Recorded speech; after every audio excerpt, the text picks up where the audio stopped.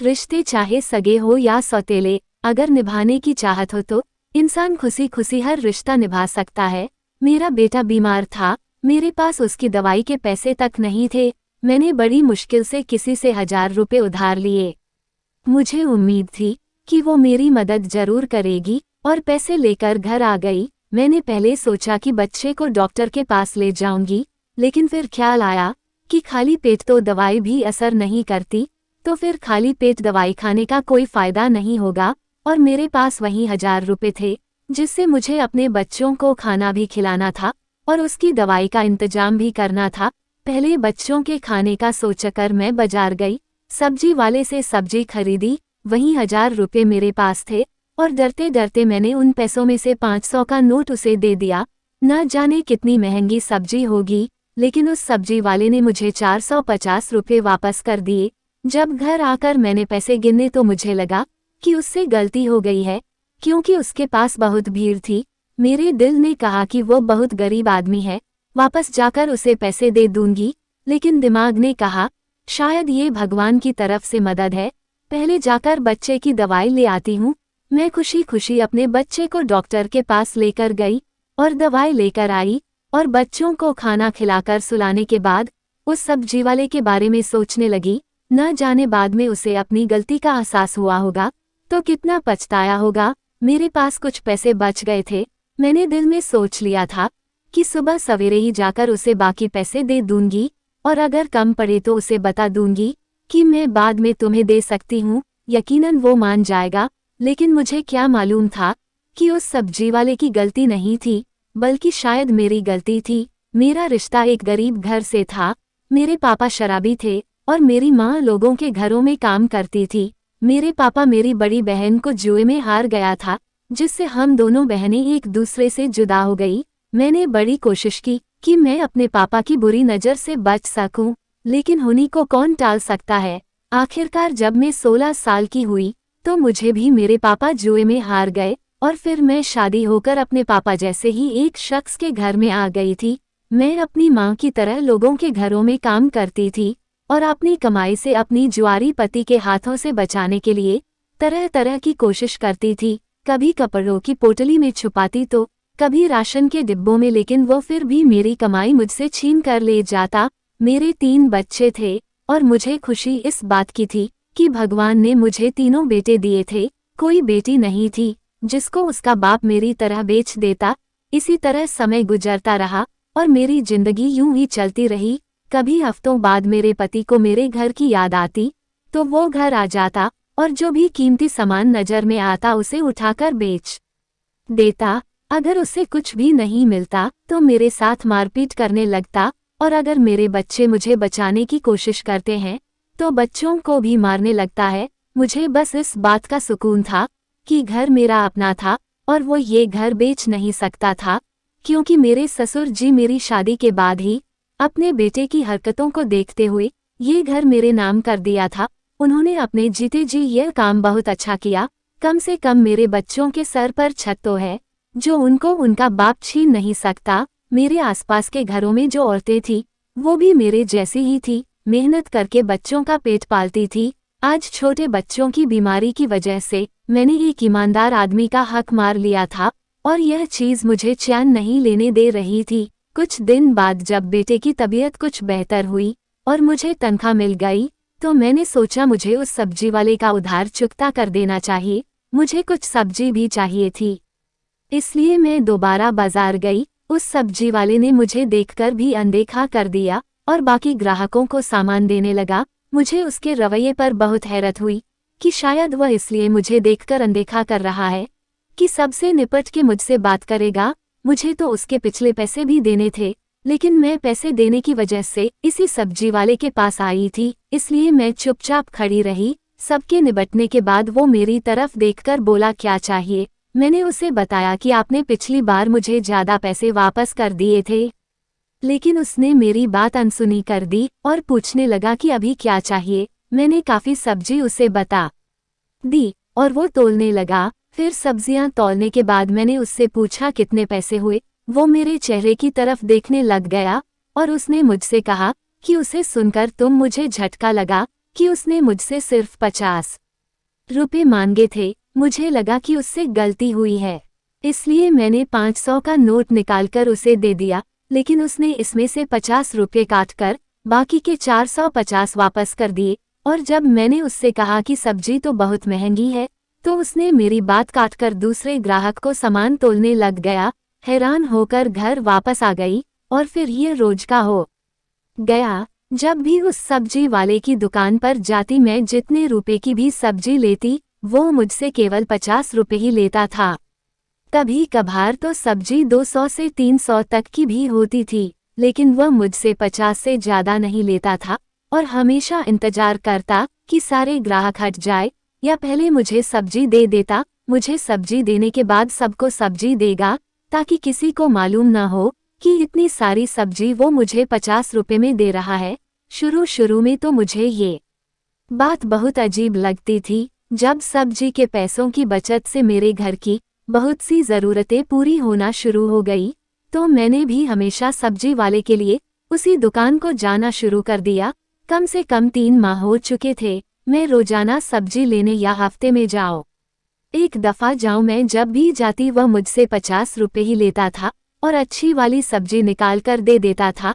मैंने अपने आसपास मौजूद किसी को भी इस बारे में नहीं बताया था, क्योंकि वह किसी को भी यह सब्जी कम पैसों में नहीं देता था और मैं कोशिश करती कि बार बार इसके पास न जाऊं। लेकिन उसके सब्जी से बचे हुए पैसों से मैंने अपनी बहुत सी ज़रूरतें पूरी करना शुरू कर दी थी और मैंने अपने एक बेटे को सरकारी स्कूल में भी पढ़ने के लिए डाल दिया था, इसलिए मुझे इससे ही सब्जी लेना पड़ती, क्योंकि किसी और दुकानदार से लेने में मुझे सारे पैसे देने पड़ते जो कि मैं नहीं दे सकती थी। मैं हमेशा ये सोचकर जाती कि इससे जरूर पूछूंगी कि 50 रुपये का क्या मामला है और वह मुझे ये सब्जी इतने कम पैसों में क्यों देता है। लेकिन उसके लिए जरूरी था उसकी दुकान पर कोई ग्राहक ना हो। लेकिन जब भी मैं जाती उसकी दुकान पर ग्राहक होते, मेरी सब्जी खरीदने के दौरान आ जाते, तो कभी पहले से ही मौजूद होते थे। मुझे यह इससे बात करने का मौका नहीं मिलता था। इस सारे मामले में उसका कोई गलत मकसद होता तो मैं औरत थी, मुझे अंदाजा हो जाता उसकी नीयत का, लेकिन उसका ऐसा कोई इरादा नहीं था, क्योंकि वो मुझे नज़र उठाकर भी नहीं देखता था, बल्कि वह किसी औरत को नज़र भरकर भी नहीं देखता, और यह बात उसकी शराफत की दलील थी। सवाल ये था कि अगर वह मेरी गरीबी की वजह से तरस खाकर मेरी मदद करता चाहता है, तो ऐसे तो बहुत से लोग थे जिनको मदद की जरूरत थी। लोग तो ऐसे भी थे जो 2-3 दिन तक भूखे रहते हैं, तो वो उन लोगों की मदद क्यों नहीं करता, मेरी मदद क्यों करता है। ये बात मुझे सोचने पर मजबूर करती थी और मेरे हर सवाल का सिर्फ सब्जी वाले के पास ही जवाब था, लेकिन मुझे उससे बात करने का मौका नहीं मिल रहा था। एक दिन जिस घर में मैं काम करती थी, वहाँ पर कोई बहुत बड़ी दावत थी। मालकिन ने मुझसे कहा कि मैं बाजार से सब्जी ले आऊं और राम सिंह की मदद करूं। मेरे कदम खुद ब खुद उस दुकान की तरफ बढ़ने लगे। मैंने सोचा कि आज तो अच्छी खासी सब्जी चाहिए, तो कम से कम 2 या 3 हज़ार की होगी। आज सब्जी वाला क्या करेगा। मैंने सारी सब्जी जब तुलवाई तो मुझे उसके चेहरे पर हैरत नजर आई, लेकिन उसने फिर खामोशी से सब्जी तोलना शुरू कर दी और जब पैसों की बारी आई तो मैंने उसके हाथ में 5,000 रुपये दे दिए, जो कि मुझे मालकिन ने दिए थे। लेकिन हमेशा की तरह जब उसने इन 5,000 में से 50 रुपये काटकर बाकी रकम मुझे वापस करने लगा, तो मैंने उससे कहा कि यह सब्जी अपनी मालकिन के लिए लेकर जा रही हूँ। उसके हैरान चेहरे पर मुस्कुराहट आ गई और उसने सारी सब्जी में पैसे काटकर 2,000 रुपये मुझे वापस कर दिए। तो मुझे यकीन हो गया कि वह सिर्फ मुझे ही सब्जी कम पैसों में देता है। उसकी दुकान पर उस दिन समय से कुछ ज्यादा ग्राहक मौजूद थे, इसलिए मैं आराम से सवाल न कर सकी। उस दिन तो मैं सारा दिन दावत में लगी रही और उससे अगले 2 दिन तक मुझे टाइम नहीं मिल सका।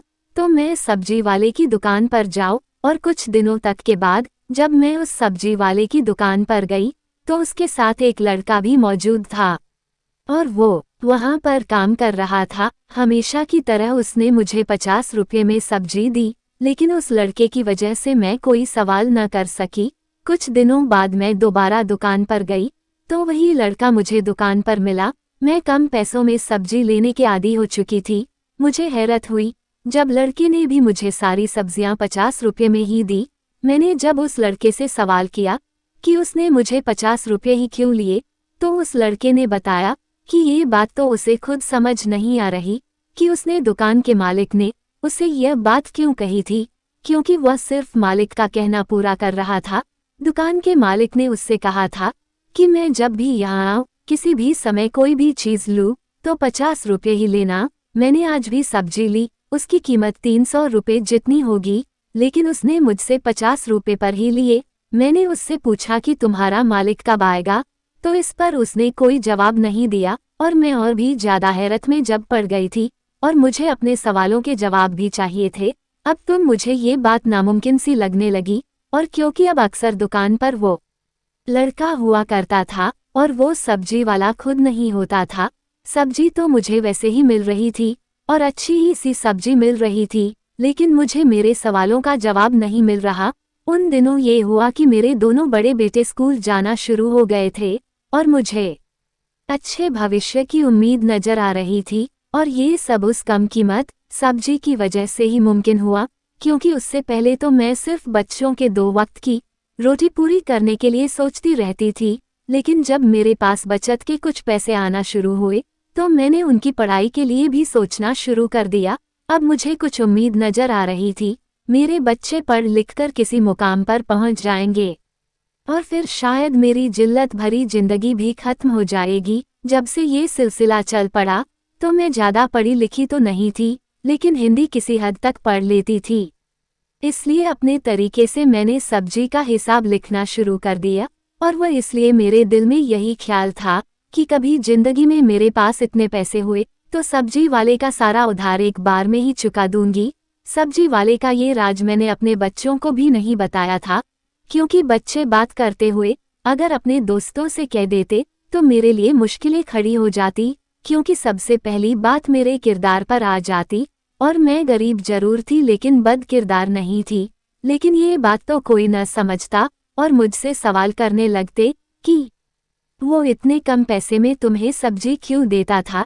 इन सब मामलों को लगभग 7-8 महीने हो चुके थे और अभी तक उस बंदे से सवाल नहीं कर सकी थी, और आखिरकार एक दिन मुझे मौका मिल ही गया। मैं शाम को देर से काम से आ रही थी, इसलिए सब्जी लेने देर से गई। उस वक्त दुकान पर सब्जी वाला खुद था, वो दूसरा लड़का आज नहीं था और कोई ग्राहक भी नहीं था। मैंने जाते के साथ उससे सवाल कर लिया, तुम ये सब्जी 50 रुपये में ही क्यों देते हो और इसकी वजह क्या है, तुम मेरी इस तरह से मदद करते हो।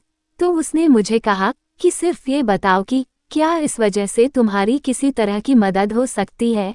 तो मैंने उसे बताया कि मैंने अपने दोनों बच्चों को स्कूल में एडमिशन करा दिया है। स्कूल में और घर में भी बहुत सी छोटी मोटी चीजें मैंने ले ली है जो मेरे पति की नज़र से बचा कर रखी है। उसने कहा कि मैं यही चाहता था कि तुम्हारी मदद हो जाए। आज तक मैंने तुम्हारी तरफ गलत नज़र से नहीं देखा, और यह बात तुम भी जानती हो। मेरा मकसद सिर्फ तुम्हारी मदद करना था, लेकिन मेरा सवाल तो वहीं का वहीं था कि अगर वो मदद करना चाहता था तो यहाँ पर तो बहुत से लोग हैं जिनकी वो मदद करने की ज़रूरतें पूरी कर सकता था। जिस जगह पर उसकी दुकान थी उसके पास आसपास गरीब लोग ही रहते थे, वहाँ तो सभी गरीब थे, तो वो मेरी ही मदद क्यों करता है। जब मैंने ये सवाल उससे किया तो वह घबरा गया, रोकर कहने लगा कि आपके सवाल का जवाब तो मेरे पास है, लेकिन मैं देना नहीं चाहता। मैंने जब उससे जिद की तो वह मेरे सवाल का जवाब दे या मैं उससे सब्जी नहीं खरीदूंगी, तो वह और ज़्यादा परेशान हो गया। उसने मुझसे वादा लिया कि वो मुझे मेरे हर सवाल का जवाब देगा, लेकिन सब्जी हमेशा उसी की दुकान से लूंगी। मैंने उससे वादा कर लिया। उसने कहा कि कल शाम के बाद मैं उसके घर पर आ जाऊं, मुझे मेरे हर सवाल का जवाब देगा, लेकिन मैं उसके घर नहीं जाना चाहती थी।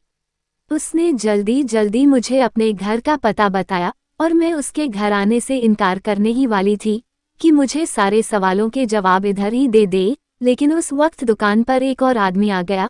मुझे खामोश होना पड़ा। मैंने उस समय वो सब्जियां उठाई और घर आ गई, लेकिन जब मेरी सारी रात इसी फिक्र में गुजरी आखिर उसने मुझे बुलाया क्यों है, और वो भी शाम के बाद, और अगर मैं नहीं गई तो शायद सारी उम्र जवाब नहीं ले सकूंगी, और अगर चली गई तो मेरे साथ वह जाने न जाने क्या कर दें, क्योंकि मर्द का क्या भरोसा। मेरी जिंदगी में आने वाले सारे मर्द ऐसे ही मिले थे, सिर्फ ये सब्जी वाला कुछ ठीक ठाक लगता था, लेकिन इससे मुझे अकेले अपने घर क्यों बुलाया। सारी रात सोचने के बाद मैंने फैसला लिया कि मुझे एक बार तो जाना ही चाहिए, और नहीं मैं इतनी कमजोर हूँ कि अगर मेरे साथ कुछ गलत करने की कोशिश करेगा तो मैं खुद को बचा नहीं सकूं। मुझे बेसब्री से शाम का इंतजार था।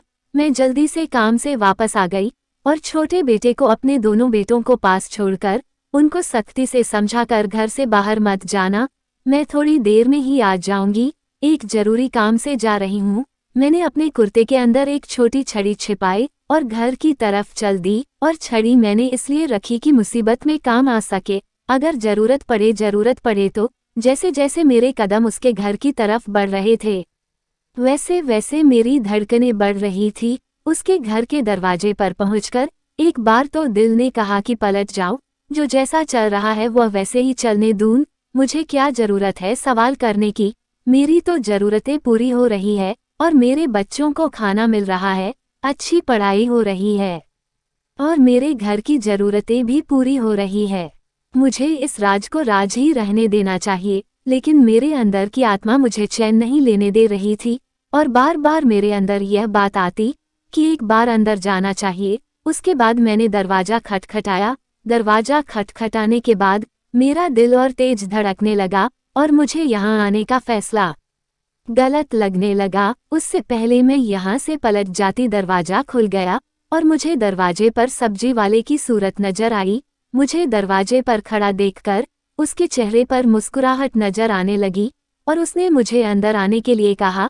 अब जब यहाँ तक आ गई थी तो आगे भी मुझे हिम्मत करनी ही थी। मैंने डरते डरते घर के अंदर कदम रखा और बाजू के अंदर छुपी हुई छड़ी को अपनी पकड़ बना ली। जब मेरे अंदर कदम बढ़ाए तो अंदर जाते ही उसने तुरंत लाइट जला दी और रोशनी होते ही जिस चीज पर मेरी नजर पड़ी तो मैं चौंक गई।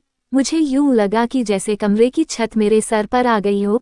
जब मेरे पति के हाथों मुझे मेरे माता पिता ने भेजा था, उसके बाद से मैंने अपने माता पिता से कोई संबंध नहीं रखा।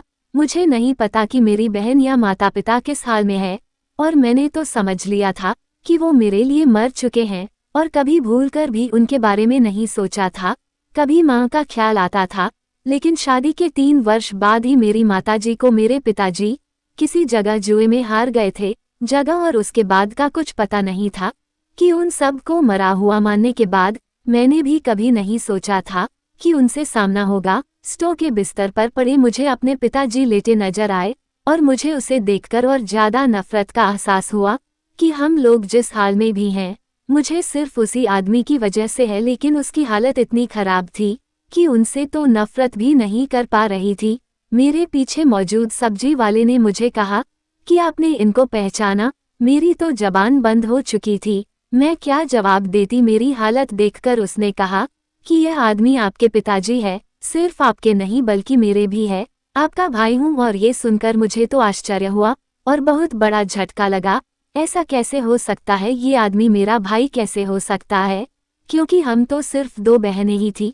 मुझे तो लगता था कि आज बिजली गिरने वाली है और इतने सारे झटके मैं सह नहीं पा रही थी। मैं आगे बढ़ी और पिताजी की हालत देखी तो मेरी आंखों में आंसू आ गए। उनको फालिश का अटैक हुआ था और वो जुबान से बोल भी नहीं पा रहे थे, हाथ भी नहीं हिला सकते थे, सिर्फ मुझे देखकर रो रहे थे। मैंने उस सब्जी वाले से, जो मेरा भाई था, उससे पूछा ये सब क्या हुआ, तुम मेरे भाई कैसे हो सकते हो, हम तो 2 बहनें थीं और फिर ये तुम्हारे पास कैसे। उसने मुझे बताया कि मेरे विवाह के 1 वर्ष बाद ही मेरी माताजी को यह एक जुए में हार गए थे, लेकिन हमें जुए में हारने से पहले इन्होंने खुद एक औरत को जुए में जीता था, जिसे वो अपने घर न लेकर आए थे और एक जगह रखा था। सब्जी वाला उसी औरत से मेरा भाई था, उसको जन्म देते हुए वो औरत मर गई और भगवान का करिश्मा तो देखो, जिसकी वो बहन थी उसी के हाथों मेरी माताजी का दोबारा विवाह हुआ। मेरी माँ ने ही उसकी परवरिश की और अच्छे बुरे की समझ दी। जब वो कुछ समझदार हुआ तो उन्होंने उनको सारी बात बताई ताकि ये भी अपने पिता की सूरत पर न जाए। और 3 साल पहले ही हमारी माँ का देहांत हो चुका है, और जब ये कुछ बड़ा हुआ तो उसने अपनी बहन की जानकारी लेने की कोशिश की। पता चला वो तो शादी के बाद ही बच्चे को जन्म देते हुए मर गई थी और उसके साथ उसका बच्चा भी मर गया था।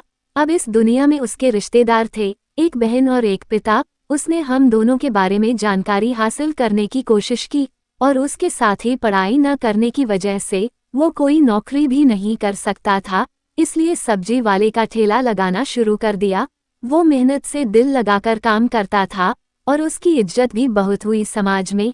एक दिन उसको पिताजी मिले और जिस हालत में वो मिले उसे उस पर तरस आ गया और वह अपने घर ले आया। और पिता की खिदमत के लिए ही उसने दुकान पर लड़का रखा हुआ था, क्योंकि उनसे बोला भी नहीं जा सकता और न ही कुछ खा सकते हैं। और मेरे बारे में उसने जानकारी हासिल की। मेरे बारे में जानकर उन्हें बहुत दुख हुआ, इसलिए अपने हिसाब से मेरी पूरी मदद करने की कोशिश की। और वो 50 रुपये भी इसलिए ले लेता था कि मेरी खुददारी को चोट ना पहुंचे। अगर वो मुझे फ्री में सब्जी देता तो शायद मैं अगले दिन उसकी दुकान पर न जाती, क्योंकि शुरू में सोचते कि वो गलती से उसे ज़्यादा पैसे वापस कर रहा है। लेकिन जब उन पैसों से मेरे घर की ज़रूरतें पूरा होना शुरू हुई तो मैं खुद ही उसकी दुकान की तरफ जाने लगी और जानबूझकर मेरे किसी सवाल का जवाब नहीं देता था। और ये गरीब भाई की वह अपनी गरीब बहन के लिए मदद की कोशिश थी। ये सब सुनकर मेरी आंखों में आंसू छलक पड़े और मैंने भगवान का धन्यवाद अदा किया कि भगवान ने मुझे अगर पति और पिता की सूरत में अच्छे इंसान नहीं दिए तो भाई की सूरत में अच्छा इंसान दे दिया। और दिल ही दिल में सोच रही थी कि मैं अपने तीनों बेटों को सही रास्ते पर चलाऊंगी, पढ़ाई के साथ साथ उनकी परवरिश भी अच्छी करूंगी। इससे पहले मैंने उनकी परवरिश पर ज़्यादा ध्यान नहीं दिया था और उसके साथ ही मैंने खुले दिल से अपने पिता को माफ़ कर दिया, क्योंकि उसने जो हमारे साथ किया उसकी सज़ा उसे जिंदगी से मिल चुकी थी और नरक में भगवान उससे हिसाब लेगा।